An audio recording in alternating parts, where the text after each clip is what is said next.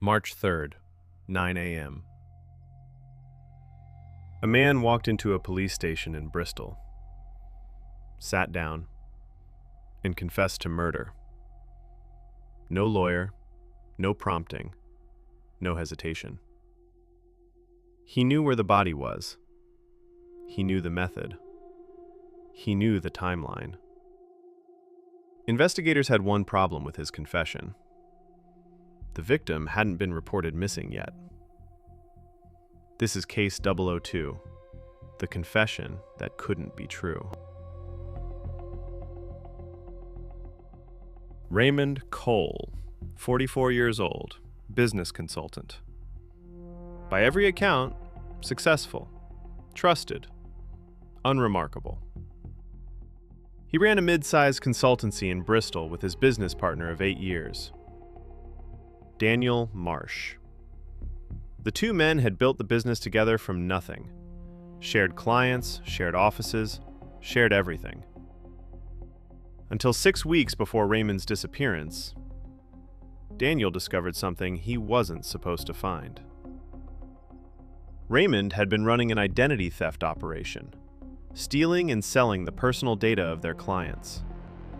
Hundreds of files, thousands of records.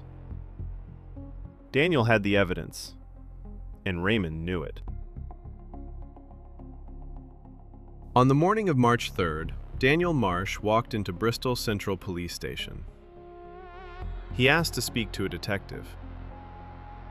He sat down, and he talked. He said he had killed Raymond Cole the previous evening. He described the location, a warehouse on the outskirts of the city. He described the method, strangulation. His hands, no weapon. He described the argument that preceded it. He described walking away. It was the most detailed voluntary confession investigators had seen in years. There was just one thing that didn't fit.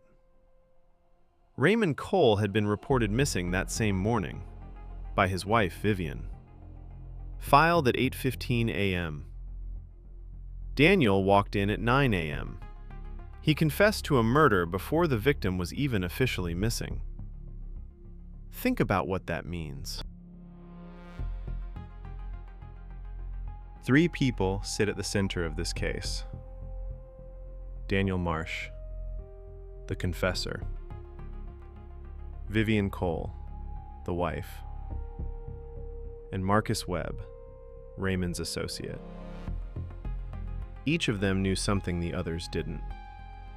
Each of them made a move at precisely the right moment. And one of them, Raymond Cole himself, was watching all of it from somewhere nobody was looking. When the body was found on March 6th, 3 days after Daniel's confession, investigators expected confirmation. They didn't get it. Daniel said strangulation, no weapon. The forensic report said blunt force trauma, a single blow to the back of the head. Daniel's confession was specific, detailed, precise, and on the single most important detail, it was completely wrong. Investigators assumed he had lied about the method to protect himself legally. They were looking at it the wrong way. Daniel didn't get the detail wrong because he was lying. He got it wrong deliberately. It was a signal. He was telling investigators, without saying it directly, that his confession was false. Vivian Cole had reported her husband missing at 8:15 in the morning. Said she hadn't heard from him in 2 days. Said she was worried. Investigators pulled her phone records. After filing the missing persons report, she called Raymond's number 4 times. 4 calls to a man she had just reported missing, a man she claimed she couldn't reach. There are 2 explanations for that. Either she was desperately hoping he would answer, or she was calling to confirm he wouldn't. When investigators presented this to Vivian, she said she had been panicking, acting irrationally. She couldn't explain it. She couldn't explain it because there was no rational explanation. Only the truth. And Vivian already knew what that was. Now let's talk about the body. Found at the warehouse location Daniel had described in his confession, which raised an immediate question.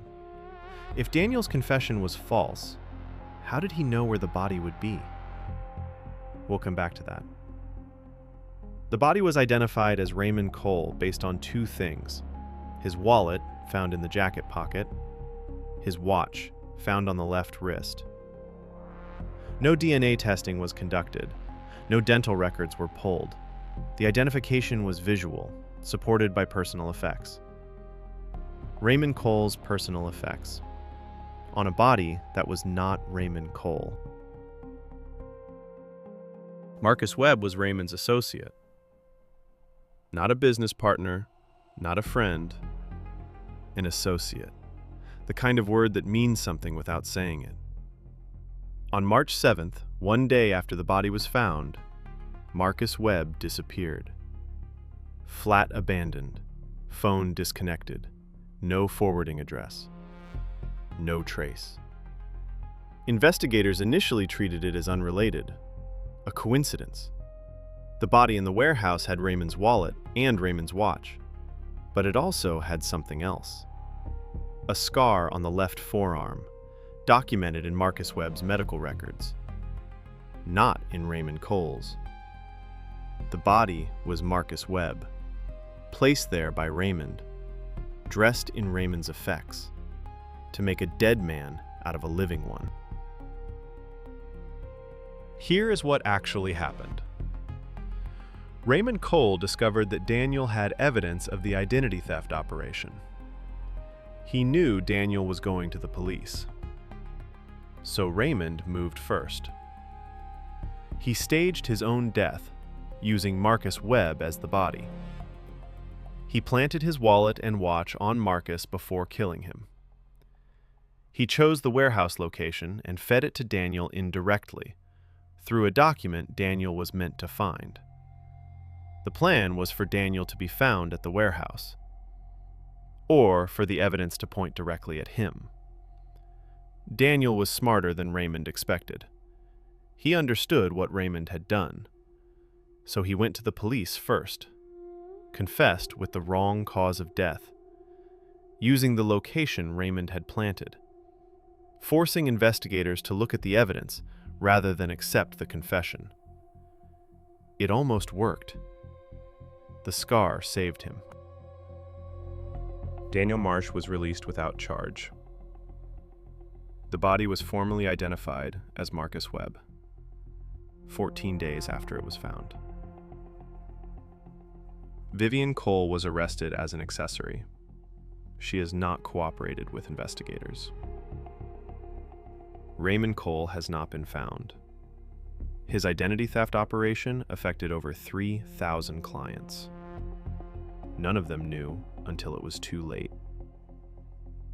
Daniel Marsh confessed to a murder he didn't commit, got every detail deliberately wrong, and walked out of a police station a free man.